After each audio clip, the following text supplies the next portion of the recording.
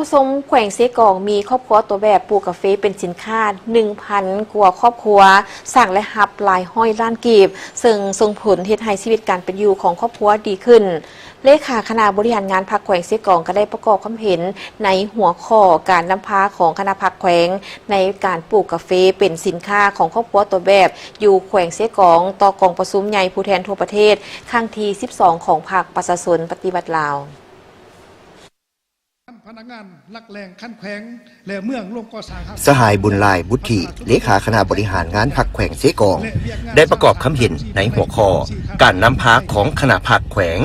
ในการปลูกกาแฟเป็นสินค้าของครอบครัวตัวแบบอยู่แขวงเซกองต่อกองประชุมใหญ่ผู้แทนทั่วประเทศครั้งที่ 12 ของพรรคประชาชนปฏิวัติลาวเมื่อบ่ดลมานี้ว่าในเมื่อก่อนทั่วแขวงเซกองมีเนื้อที่ปลูกกาแฟเพียง 4,000 กว่าเฮกตาร์ผลผลิตเกือบ 2 ต้นเฉลี่ย 4-500 กิโลกรัมต่อเฮกตาร์แต่ในปัจจุบันมีเนื้อที่ปลูกกาแฟทั้งหมด 10,000 กว่าเฮกตาร์และผลผลิตได้เกือบ 60,000 ต้นเฉลี่ยประมาณ 3.6 ต้นต่อเฮกตาร์เพิ่มขึ้นหลายเท่าตัวพร้อมนี้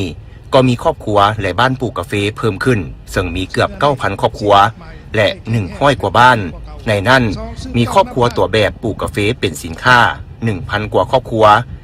ในแต่ละปีสร้างรายรับเข้าครอบครัวหลายห้อยล้านกีบเฮ็ดให้ชีวิตการเป็นอยู่ของครอบครัวดีขึ้นสืบต่อหันพนักงานลักแรงขั้นแขวงและเมืองร่วมก่อสร้างหากทานการเมืองพัฒนาชนบทแก้ไขความทุกข์ยากและเวียกงานสร้างสางตาม4เนื้อใน4คาดหมายให้แข็งแห้งและตัวจริงกว่าเก่า2สืบต่อนำพาชี้นำการจะตั้งปฏิบัติแนวทางของพรรคอยู่แห่งการสร้างเศรษฐกิจเอกราชเป็นเจ้าตนเองให้เป็นผู้ประทับตัวจริงหลายขึ้น 3. สืบต่อสุขยู่ส่งเสริมและขยายเนื้อที่ปลูกกาแฟอยู่เขตที่มีเงื่อนไขให้เพิ่มขึ้น 4. ปรับปรุงแบบแผนวิธีการผลิตของปลาส้มให้ถูกต้องตามเทคนิคนำใส่แนวพันธุ์ที่ได้รับผลผลิตสูงบรรดาปัจจัยพื้นฐานที่เหตุให้การสร้างเศรษฐกิจครอบครัวด้วยการปลูกกาแฟของประชาชนแขวงเซกอง